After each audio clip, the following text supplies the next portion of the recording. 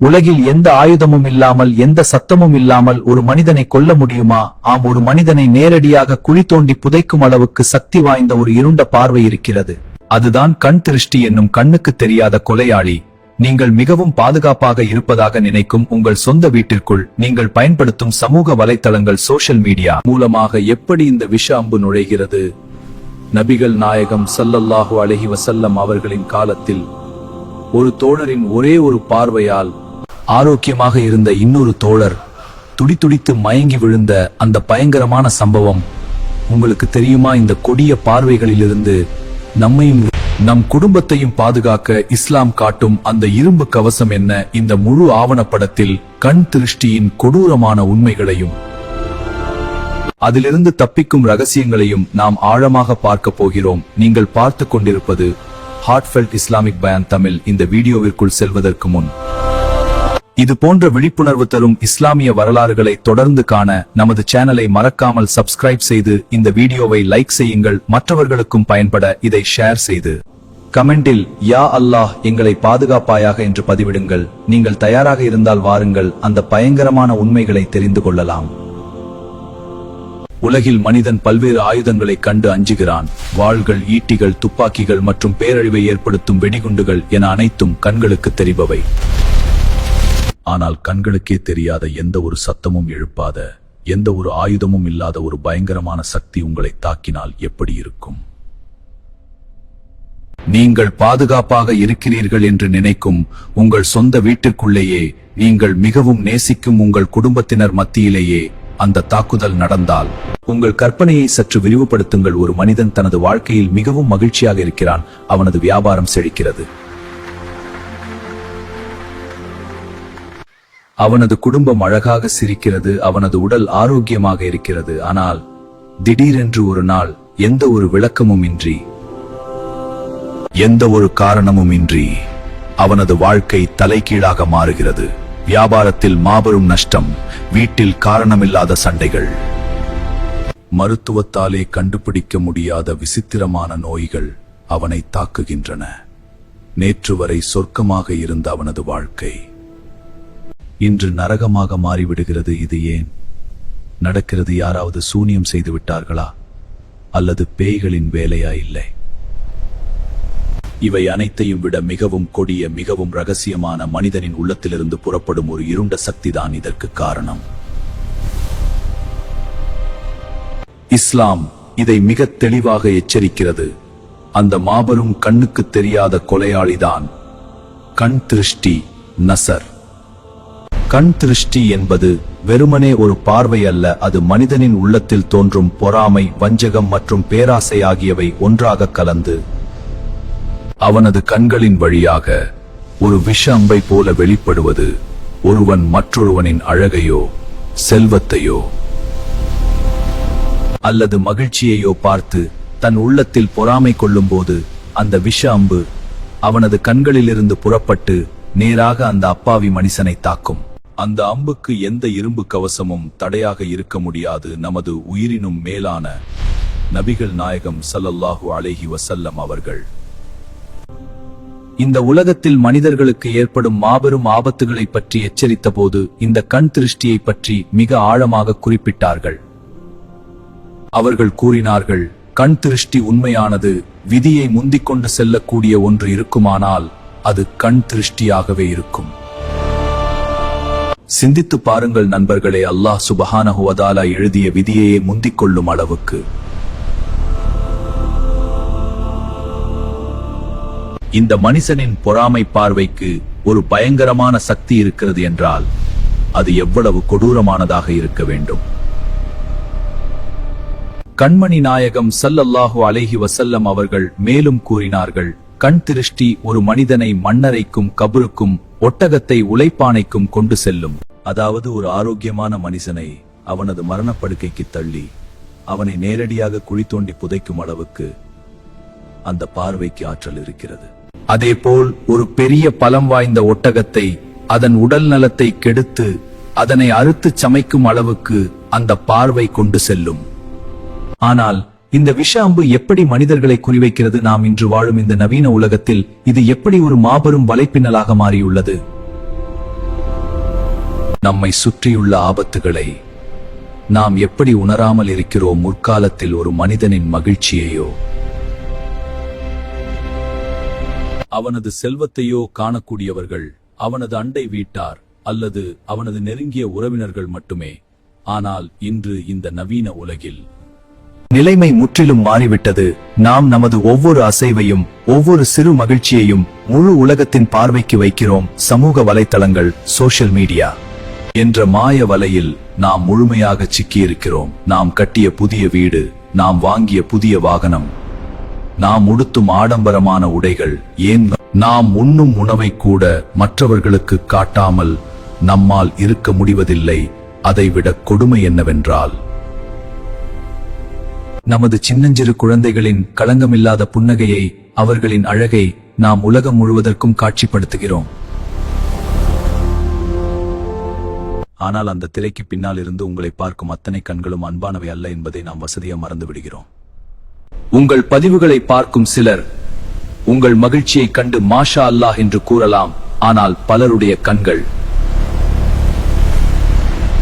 உங்கள் வாழ்க்கையின் அழகை பார்த்து பொறாமை தீயால் எரிகின்றன. அவர்களுக்கு இல்லாத ஒன்று உங்களுக்கு கிடைத்திருக்கிறது என்ற அந்த வயிற்றெரிச்சல் அவர்களின் கண்களின் வழியாக ஒரு இருண்ட கதிராக டார்க் எனர்ஜி மாறி உங்களை வந்து தாக்குகிறது. அந்த ஒரு நொடி பார்வை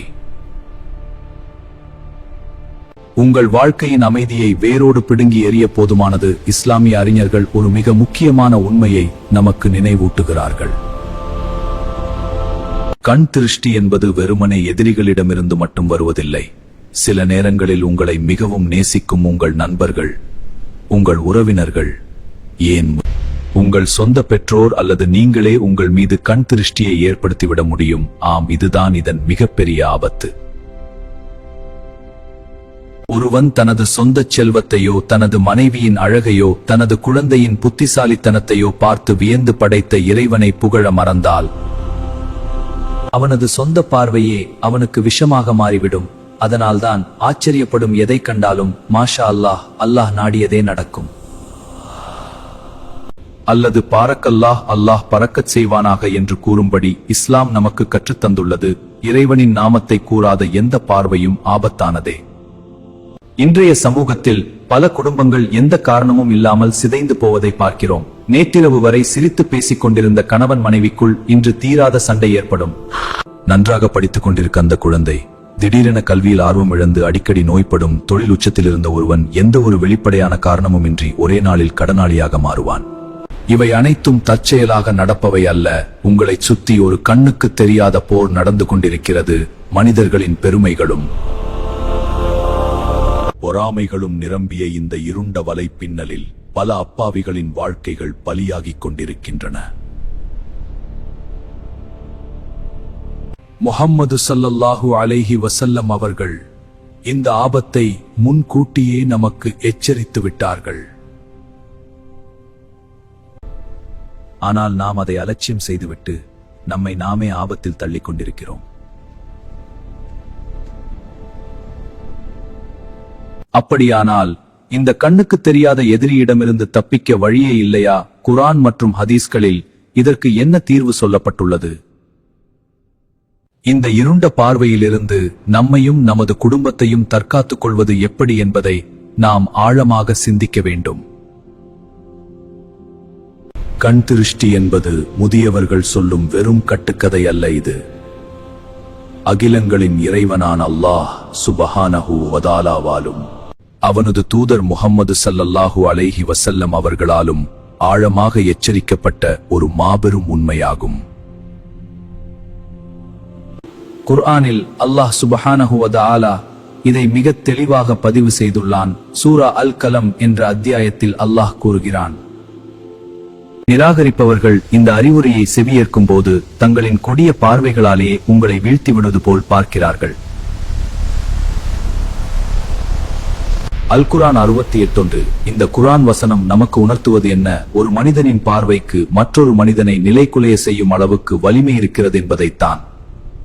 அன்றைய காலத்தில் இஸ்லாத்தின் எதிரிகள் நபிகள் நாயகம் ஸல்லல்லாஹு அலைஹி வஸல்லம் அவர்களை தங்கள் கொடிய பார்வைகளால் தாக்க முயன்றார்கள். ஆனால் அல்லாஹ் சுபஹானஹு வ தஆலா தனது தூதரை முழுமையாக பாதுகாத்தான். இந்த ஆபத்தின் ஆழத்தை நாம் இன்னும் முழுமையாக புரிந்து கொள்ளவில்லை.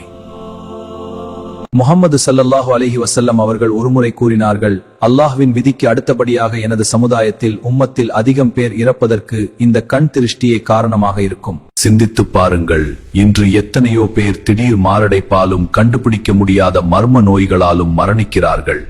அதன் பின்னணியில் யார் விட்ட பெருமூச்சோ, யாருடைய பொறாமை பார்வையோ காரணமாக இருக்கலாம் என்பதை இந்த ஹதீஸ் நமக்கு உணர்த்துகிறது. இதற்கு இஸ்லாமிய வரலாற்றில் நடந்த ஒரு நேரடி சம்பவம் சாட்சியாக நிற்கிறது. நபித்தோழர்களான சஹல் இப்னு ஹனீஃப் ரலி மற்றும் ஆமிர் இப்னு ரபியா ரலி ஆகியோர் ஒருமுறை பயணத்தில் இருந்தனர். சஹல் ரலி அவர்கள் மிகவும் அழகான வெண்மையான உடலமைப்பை கொண்டவர். அவர் குளிப்பதற்காக தனது மேலாடையை கழற்றிய போது ஆமிர் ரலி அவர்கள் அந்த அழகை பார்த்து வியந்து, இன்றைய தினம் வரை இப்படி ஒரு அழகான சருமத்தை நான் பார்த்ததே இல்லை என்று கூறினார். அவர் மாஷா அல்லாஹ் என்று கூற மறந்துவிட்டார். அவர் அப்படி சொன்ன மறுகணமே சஹல் ரலி அவர்கள் வலிப்பு வந்து மயங்கி கீழே விழுந்தார். அவரது உடல் மரக்கட்டையைப் போல விரைத்து போனது. பதறிப்போன தோழர்கள் நபிகள் நாயகம் ஸல்லல்லாஹு அலைஹி வஸல்லம் அவர்களிடம் ஓடிச் சென்று விஷயத்தை கூறினார்கள். அப்போது கோபமடைந்த அன்னலார், உங்களில் ஒருவர் ஏன் தனது சொந்த சகோதரனையே கொலை செய்ய முனைகிறார்? ஆச்சரியமான ஒன்றை பார்த்தால், நீங்கள் பரக்கத் அல்லாஹ்வின் அருள் வேண்டி பிரார்த்தனை செய்யக்கூடாதா என்று கடுமையாக கேட்டார்கள். பின்னர் ஆமிர் அலி அவர்களை அங்க சுத்தி உழு செய்யச் சொல்லி அந்த நீரை கொண்டு சஹல் ரலி அவர்களை கழுவச் செய்தார்கள். அதன் பிறகுதான் சஹல் ரலி அவர்கள் மயக்கம் தெளிந்து எழுந்தார். ஒரு சிறந்த நபித்தோழரின் பார்வையே இவ்வளவு பெரிய பாதிப்பை ஏற்படுத்த முடியும் என்றால், இன்று நம்மை சுத்தி எவ்வித இரையச்சமும் இன்றி வஞ்சகத்தோடு நம்மை பார்க்கும் மனிதர்களின் பார்வை எவ்வளவு கொடியதாக இருக்கும். நம்மை அறியாமலேயே எத்தனை விஷ அம்புகள் தினமும் நம் மீது வீசப்படுகின்றன. இந்த இருண்ட வலைக்குள் சிக்கிக்கொண்ட நாம் இதிலிருந்து எப்படி மீள்வது? இந்த தாக்குதல்களிலிருந்து நம்மையும்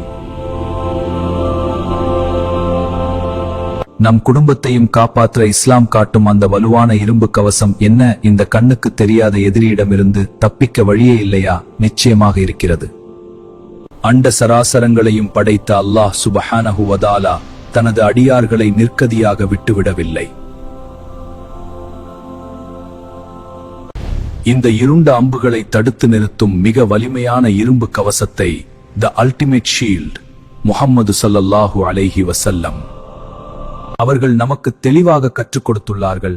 முதல் மற்றும் மிக முக்கியமான கவசம் காலை மற்றும் மாலை நேர திக்ருகள், மார்னிங் அண்ட் ஈவினிங் அத்கார்.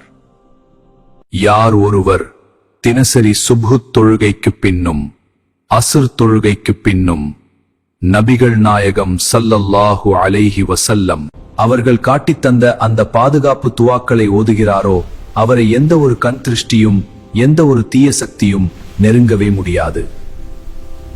அது அவரை சுற்றி ஒரு கண்ணுக்கு தெரியாத இரும்பு கோட்டையை எழுப்பிவிடும். இரண்டாவது மாபெரும் ஆயுதம் ஆயத்துல் குர்சி, அயாத்துல் குர்சி.